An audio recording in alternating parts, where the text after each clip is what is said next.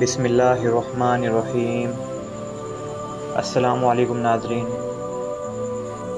کیا آپ جانتے ہیں محبت کیا ہوتی ہے؟ چلیں میں آپ کو بتاتا ہوں۔ ایک بار کی بات ہے، حضرت فاطمہ رضی اللہ تعالی عنہ قرآن مجید کی تلاوت کر رہی تھی۔ تھوڑی دور حضرت علی رضی اللہ تعالی عنہ بیٹھے تھے تو بیچ میں ایک آیت ایسی آئی جو حضرت فاطمہ رضی اللہ تعالی عنہ نے آہستہ آواز میں پڑھی۔ اس آیت کا ترجمہ یوں ہے کہ ایک مرد 4 شادیاں کر سکتا ہے۔